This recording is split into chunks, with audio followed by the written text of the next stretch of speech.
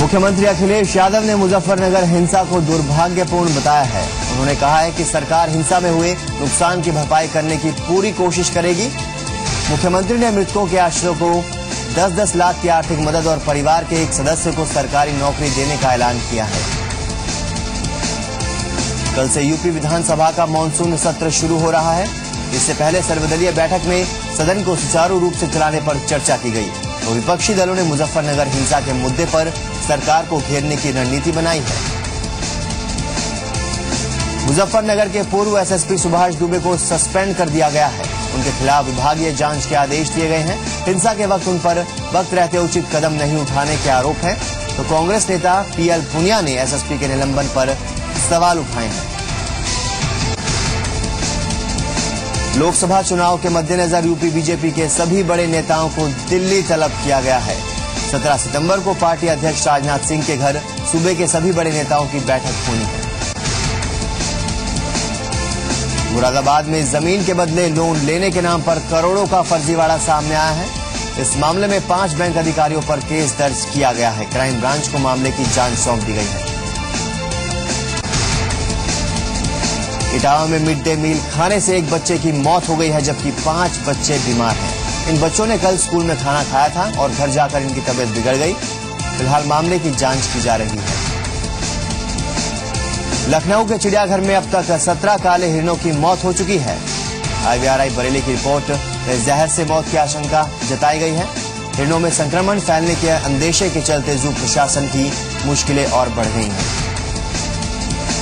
हरियाणा के रेवाड़ी से नरेंद्र मोदी ने केंद्र सरकार पर हमला बोला है। उन्होंने कहा कि समस्या सीमा पर नहीं दिल्ली में है और इसका समाधान दिल्ली में ही खोजना होगा।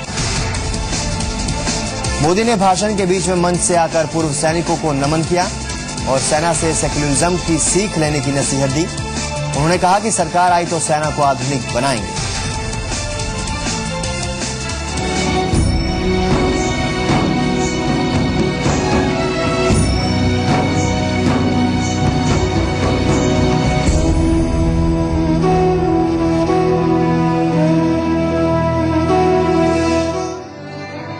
सन्नाटा कुछ बोल रहा है, सन्नाटा कुछ बोल रहा है। चेहरों को दहशत ने घेरा, आंखों में है घना अंधेरा। गलियां सूनी, नुक्कड़ सूने, हर आहट पर चौंक चौंक कर आधी खिड़की खोल रहा है। सन्नाटा कुछ बोल रहा है।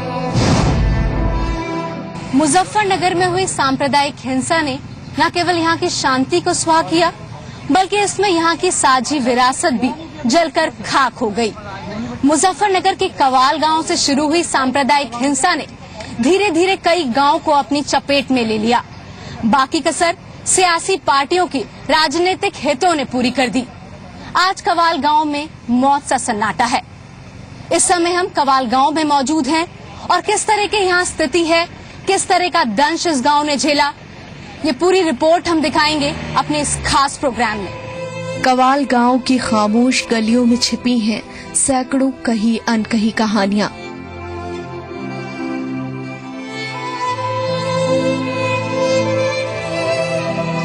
वो कहानियां जो इस गांव के जहन में नश्तर की तरह चुभ रही हैं और जिनका जिक्र भर ही इनके दर्द को और बढ़ा देता है, क्योंकि यहाँ वो हुआ है जो अब तक कभी नहीं हुआ।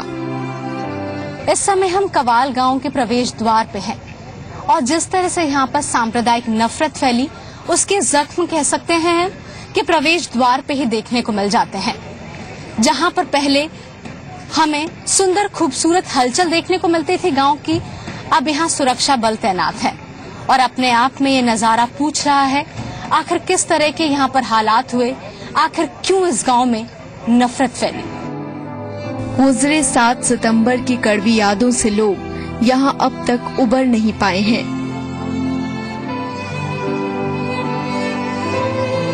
उन्हें उस मनहूस तारीख की याद भी परेशान करती है, क्योंकि यहाँ आज तक किसी ने अपनी पूरी जिंदगी में नफरत का ऐसा मंजर नहीं देखा था। कवाल गांव में हुई सांप्रदायिक हिंसा ने बहुत से लोगों को इसका शिकार बनाया।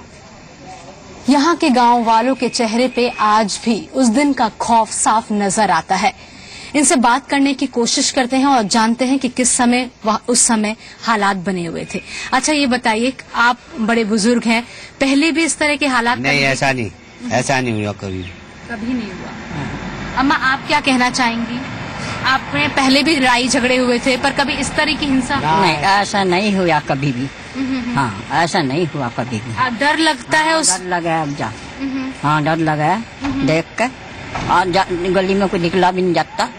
हाँ, ऐसा। और उस समय बच्चों को अंदर लेके आप चुपचाप बैठे थे? हाँ, क्यों बैठे थे सब, हमें नहीं पता कुछ भी हुआ।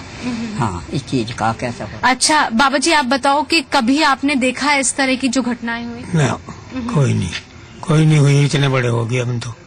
हाँ, और पुलिस से डर के भाग जाता जंगलों को। हाँ, गाँव में रह बिनते अगर कोई आ जाता तो। अच्छा, डर लग रहा था उस वक्त कि ऐसे में किसी की भी जान जा सकती। हाँ जी। और आप चाहेंगे कि इस तरह की घटना कभी, कोई भी नहीं चाहेगा ऐसी घटना होए? हाँ, ना हो भाई। तो आप देख सकते हैं इनके चेहरों पे खौफ आज भी है और कह रहे हैं कि जो हुआ सो हुआ, आगे भगवान करे कि इस तरह की घटनाएं कभी ना हो। अमन के दुश्मनों ने मोहब्बत के रिश्ते तार तार कर दिए। नफरत की चिंगारी ने कई जिंदगियां ली।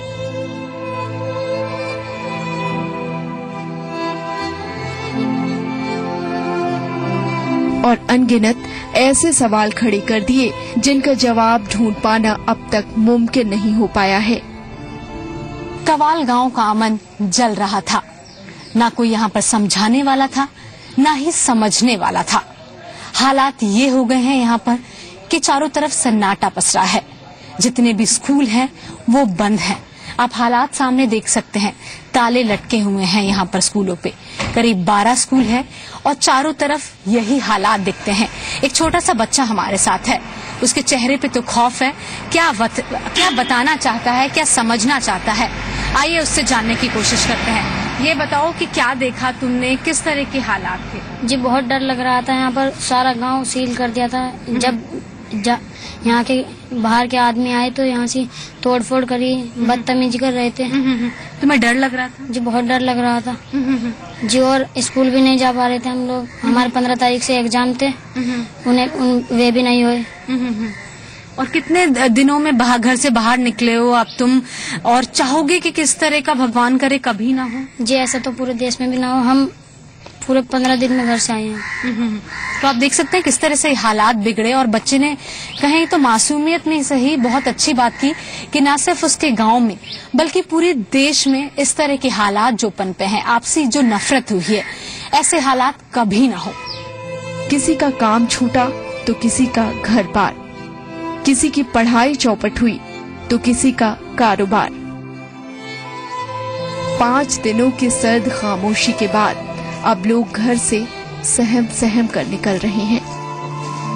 कांपते कदमों से सही कवाल गांव के लोग अब बाहर निकल रहे हैं, लेकिन मन में कई प्रश्न हैं कि आज तक जब गांव में ऐसा नहीं हुआ तो आखिर क्यों इस तरह से नफरत की आग फैली, और जिसने कह सकते हैं कि धीरे धीरे कई गांव को अपनी चपेट में ले लिया।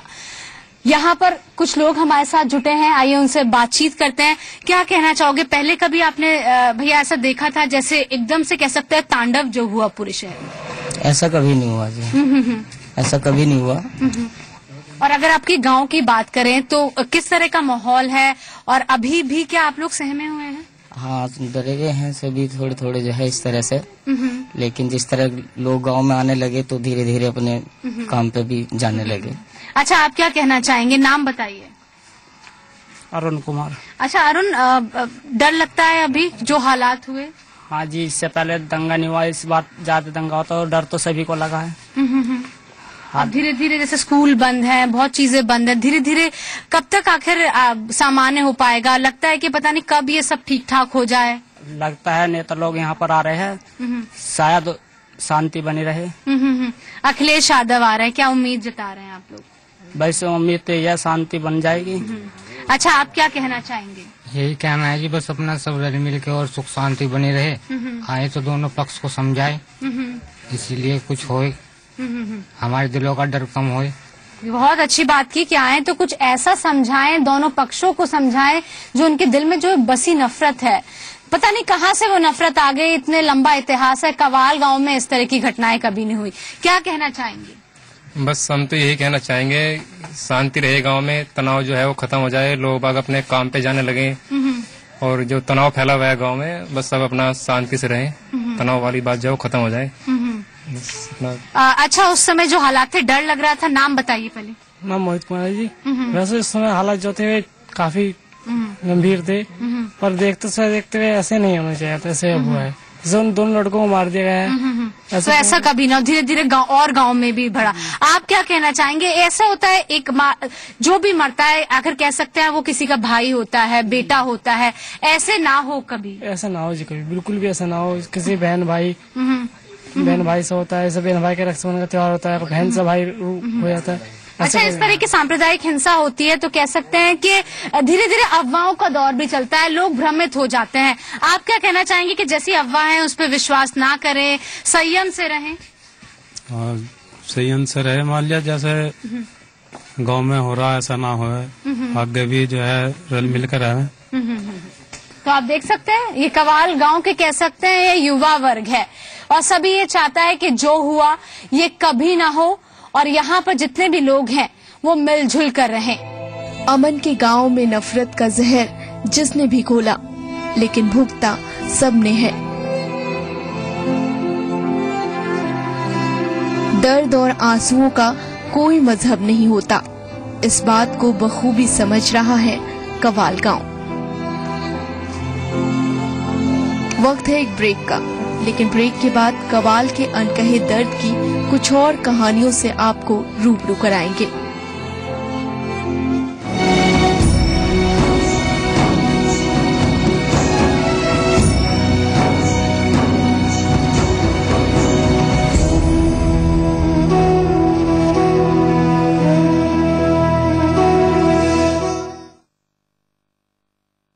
प्योरीफायर्स पानी को बनाए 100% प्योर, क्योंकि इसमें है डबल प्योरिफिकेशन आरओ और यूवी से। कैंट देता है सबसे शुद्ध पानी।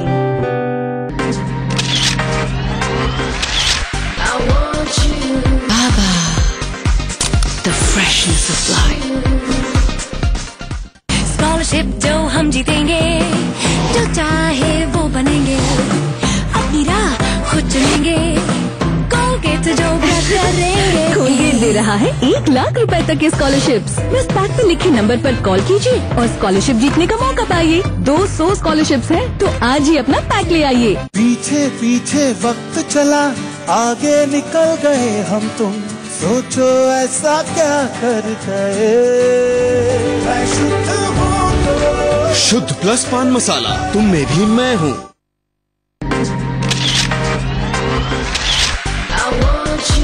बाबा, the freshness of life।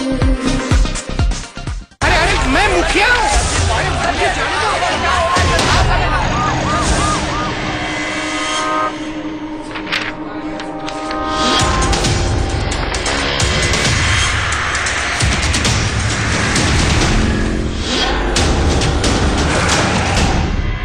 क्या बात है? सर जी, सही रिपोर्ट ये है कि बिजली की चोरी हो रही है। सर जी, विरोध? पर विरोध के लिए तुम ही आए हो, अकेले?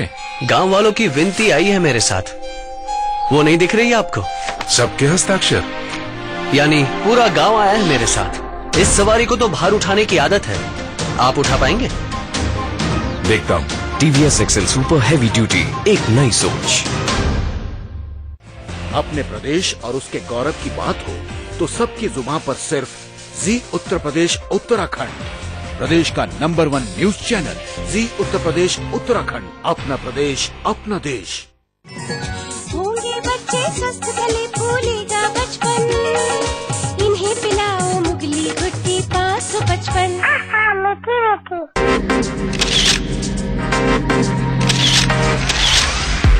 I want you। Baba, the freshness of life। Uncle, ये आइडिया शोरूम कहाँ पर है? आइडिया शोरूम पकड़ो। 1 2 1 आ गया आइडिया शोरूम है। Do the 1 2 1 Do the 1 2 1 Do the 1 Hey Motu, where's the idea showroom? 1 2 1 Idea showrooms come. Don't call me Motu, man.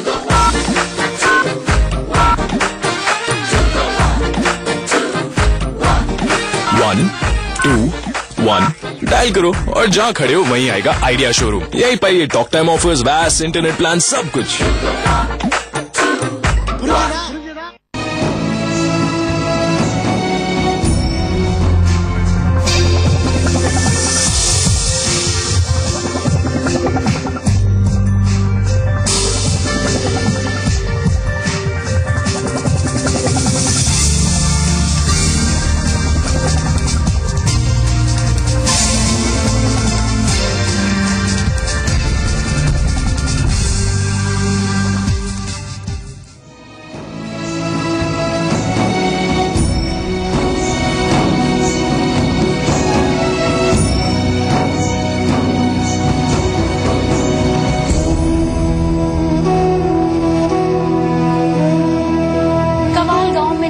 की आग इस तरह से भड़की कि लोग अपने घरों को छोड़ने तक को मजबूर हो गए। अमूमन यही हालात पूरे गांव में बने हुए हैं। ज्यादातर परिवार डर के साए में हैं, जी रहे हैं, और जो लोग कुछ बचे हुए थे वो लोग लगातार यहां से पलायन कर रहे हैं, सुरक्षित जगह पहुंच रहे हैं इस उम्मीद में कि हालात सुधरेंगे और वो वापसी करेंगे। आइए गांव वालों से ही पूछते हैं। अच्छा, लोग यहां से जा रहे हैं, दुख लगता है कि आखिर जो इतने लंबे समय से रहे और इस तरह से छोड़ के। हाँ, कभी जो है गांव में ऐसी बात नहीं हुई, सब मेल मिलाप से रहते, हिंदू मुस्लिम सभी एक साथ रहते थे। लेकिन अचानक ऐसा हादसा हुआ कि आदमी डर के मारे अपने घर में डूब के गए हैं, कुछ इधर उधर अपने परिवार में चले गए हैं, कुछ गाँव में है, कुछ बाहर चले गए हैं। तो हम देख रहे हैं यहाँ ताला लगा हुआ है, अंदर गलियों में ताला लगा है। कितने परिवार होंगे जो इस तरह से छोड़ के जा रहे हैं, और आप क्या कहना चाहेंगे? ये तो अंदाजन लगा सकते कि कितने होंगे, लेकिन अब अपने घरों में है सब, इसलिए अंदाजा ये है कि कुछ अपने परिवार में चले गए, जो इकट्ठा परिवार है, कुछ इधर उधर चले गए, कुछ अपने घर में डूब के। दुख लगता है आपको कि इस तरह के हालात हो गए कि लोग अपने घरों को छोड़ने तक को मजबूर? हाँ, दुख तो है, काफी दुख है भाई। गाँव में कभी ऐसा नहीं हुआ, लेकिन अचानक ऐसा हुआ तो सभी को दुख है, हिंदू है मुसलमान सभी को दुख है। आप क्या कहना चाहेंगे? काफी परिवार ऐसे हैं जी जो यहाँ से गांव छोड़कर चले गए, और उन लोगों का ये भी पता नहीं है कि वे वापस आने के लिए तैयार हैं या नहीं। तो आप देख सकते हैं कि कह सकते हैं कि ये आंखें अभी भी रास्ता तक रही हैं उन लोगों का जो इन घर से चले गए, और अभी भी वो लोग इंतजार कर रहे हैं कि वो लोग आए, अपने गांव में सुरक्षित पहुंचे और दोबारा से गांव में अमन की लहर फैल जाए। घरों में ताले पड़े हैं, गलियां सूनी हैं। जो कुछ लोग जमा भी हैं, उनके चेहरों पर दहशत का मंजर साफ महसूस किया जा सकता है। जो रह गए हैं वो इंतजार में है कि यहाँ से गए लोग वापस आ जाएं, ताकि कवाल की ये बस्ती फिर आबाद हो सके। कवाल गांव में हिंदू मुसलमान दोनों संप्रदाय की बराबर जनसंख्या है, और इतिहास में ऐसा कभी नहीं हुआ कि यहाँ पर किसी तरह की कोई घटना हुई हो। आप देख सकते हैं कि अपने आप में सामने यहाँ पर मंदिर का नजारा है, यहाँ पर मंदिर की घंटियां बजती हैं, तो यहाँ पर आप देखेंगे कि दूसरे कोने में यहाँ पर नमाज अदा की जाती है। इस तरह का माहौल है कवाल गांव का। अपने आप में इस तरह की घटना कभी नहीं घटी। लोगों का क्या कहना है कि अपने आप में इस तरह की संस्कृति को संजोए कवाल गांव में ऐसा हुआ, तो आखिर क्यों हुआ? अच्छा, ये बताइए मुल्ला जी, इस तरह की घटना जो हुई, अपने आप में दुख होता है? हाँ, दुख की बात है बहुत। हाँ। और क्या कहना चाहेंगे कि मुझसे कहना क्या चाहेंगे, तो यहाँ तो सब एक दूसरे से मिलजुल के ही रह रहे हैं, लेकिन ये तो कोई पता नहीं, कुछ ऐसी हवा चली है कि जिसका कोई हिसाब नहीं, समझ में नहीं आता, कुछ बात नहीं समझ में आ रही, और ये चल रहा है सब एक दूसरे से, मतलब बाहर तक फैल गया है झगड़ा। इस तरह से झगड़ा हुआ। आप देखिए, जहां पर सांप्रदायिक हिंसा की बात आ रही थी, अपने आप में कितनी सुंदर तस्वीर कह सकते हैं कि एक तरफ हिंदू भाई हैं तो दूसरी तरफ मुस्लिम भाई खड़े हैं।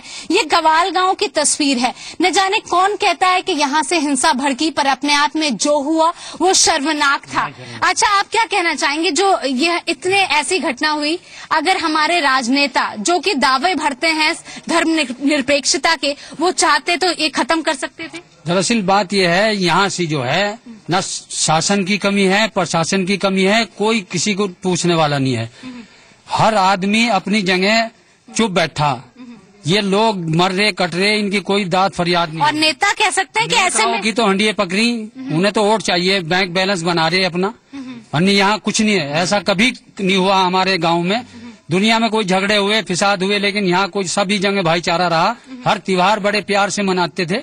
हर खुशी में, ईद में, होली में, दिवाली में सब बड़े आराम से, रामलीला होती थी, तमाम सभी आते थे। दशहरा होता है, वहाँ सभी लोग, जहाँ दुकानें भी लगे मुसलमानों की, खरीदारी भी मुसलमान करें, ऐसा कुछ नहीं है। अच्छा, अपना नाम बताइए। मेरा नाम बाकर जैदी है। बाकर जैदी साहब हैं, और अपने आप में कितनी सुंदर बात की कि दशहरे का मेला लगता है, जहाँ पर कहें कि हिंदू भी खरीदारी करता है, मुसलमान भी खरीदारी करता है। हिंदू की दुकानें लगती हैं तो मुसलमान की दुकानें लगती हैं। ये कवाल गांव का इतिहास है। अपने आप में जो हुआ दुखद था, लेकिन इन लोगों का साफ कहना है कि ऐसा कभी ना हो। और ऐसे में जितने भी नेताओं ने अपनी रोटी सेकी है वो बेहद शर्मनाक था। और कहीं ना कहीं आप क्या कहना चाहेंगे उन लोगों को? उन लोगों को जो है जी कि ये बंद होना चाहिए और यहाँ शांति होनी चाहिए। तो अपने आप में साफ गुहार है कि वो रोटियां सेकना बंद करें। और अपने आप में जो हुआ बेहद दुखद था। सन्नाटे के पीछे दर्द और भी है। नफरत की आग में सिर्फ जिंदगियां ही नहीं झुलसी, बल्कि उम्मीदें भी तार तार हो गई। घर के सामने जार जार रो रही इस माँ का अपना एक दर्द है, ऐसा दर्द जो ये शायद कभी नहीं भूल पाएगी। उदास है ये गलियां, ये गांव बहुत रोया है। कवाल गांव पे इस तरह के जख्म लगे हैं जिनको भर पाने में अभी समय लगेगा। किसी का अपना गया है तो किसी की बेटी की शादी थी वो स्थगित हुई। अनेक तरह के यहाँ जख्म लगे हैं। हमारे साथ एक महिला है, बहुत सारे अरमान थे कि बेटी की शादी होगी, इस तरह की होगी, कब से उसकी तैयारियां कर रही थी। लेकिन जब शादी हुई तो एक तरह से कह सकते हैं कि बस फॉर्मेलिटी पूरी की गई। 4 जने आए और ब्याह के ले गए लड़की को, जिसके अरमान थे बहुत ज्यादा। दुख है इस बात का जी। बोलो कोई नहीं, देखिए आप देख सकते, आप क्या कहना चाहेंगे?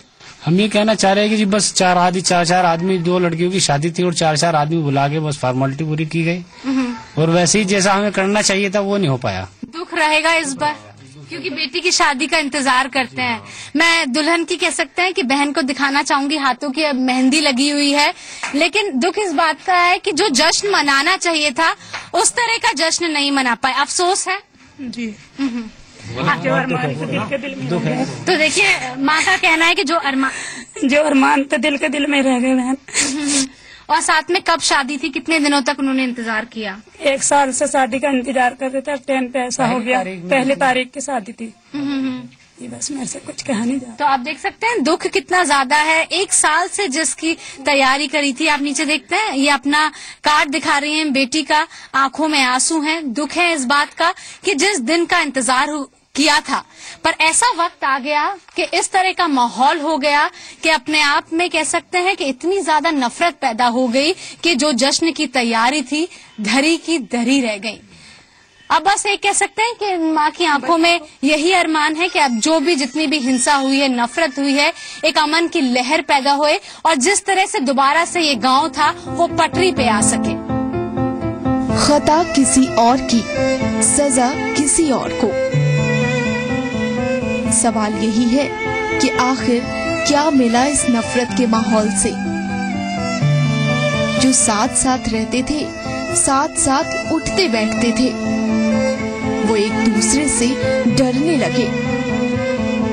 सवाल ये है कि आखिर कब बदलेगी ये सूरत? आखिर कब समझेगा समाज? ये सच है कि कवाल गांव जला है, ये सच है कि वीरान हुई है बस्तियां, लेकिन सबसे बड़ा सच ये है कि आज भी कवाल गांव के लोगों को उम्मीद है कि फिर बसेंगी बस्तियां। उम्मीद है कि मुजफ्फरनगर एक बार फिर से खड़ा होगा विश्वास की धुरी पर। कवाल गांव से कैमरामैन रवि के साथ शिल्पा पुंडीर, जी।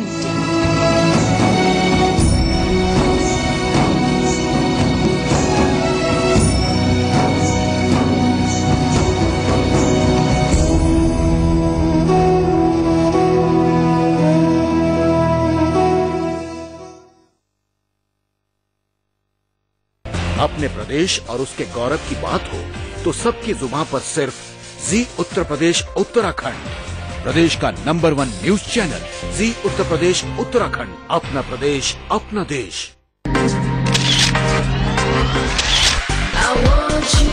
Baba, the freshness of life.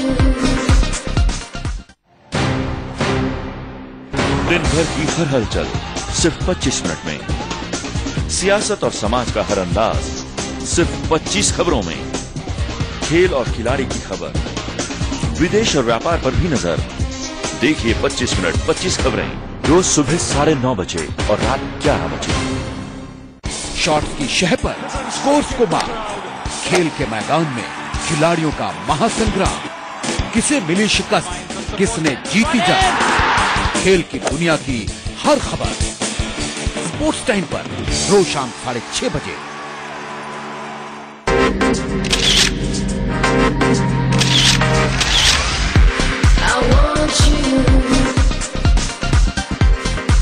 Baba, the freshness of life.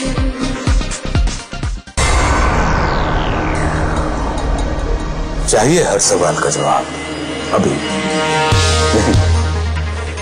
क्यों लगता है डर अपने ही देश में? क्यों होती है सुरक्षा अपने ही घर में? क्यों मांगनी पड़ती है भीख अपने हक की? सवालों के तीर होंगे और आली जनाब होंगे निशाने पर। भारत भाग्य विधाता और जी मीडिया इनिशिएटिव।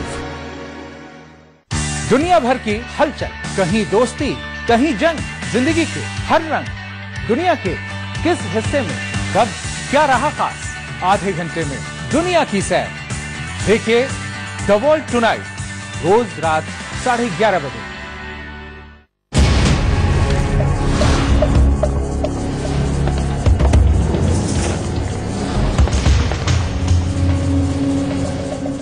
सच्चाई सामने आ रही है लोगों के। आपने डैम बनाया, कचरा वहीं छोड़ दिया। क्या मोदी का भगवा रंग लहराएगा? समाप्त हो जाएंगे आप, उत्तराखंड नाम की कोई चीज नहीं रह पाएगी। पैसे का हो क्या रहा है? उपभोक्तावाद आज भारतवर्ष को चबाया जा रहा है। आज तो हमारे पास बहुत से तकनीक। ठीक है, तो आप बताइए कितने डॉलर रडार आपने लगा दिए? कौतूहल का विषय है ये। गलती नहीं करी सरकार ने, अपराध किया है।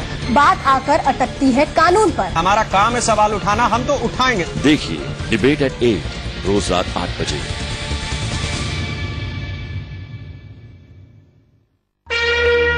आस्था के रंग, श्रद्धा के संग, देवत्व की साधना, मोक्ष की कामना, आत्मा से परमात्मा का संयोग, सार्थक जीवन का योग, अध्यात्म से मुक्ति का मार्ग।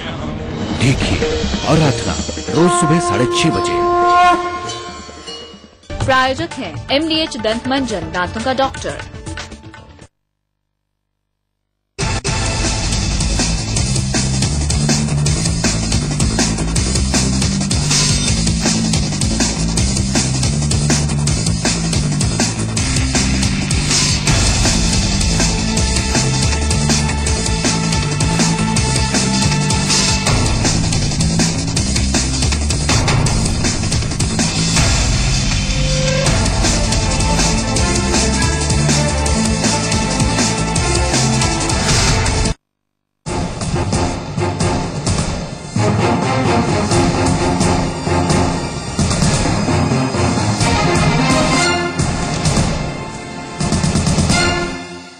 नमस्कार, आज के इस खास कार्यक्रम में आपका स्वागत है और आज हमारे बेहद खास मेहमान हैं श्री इंद्रेश जी।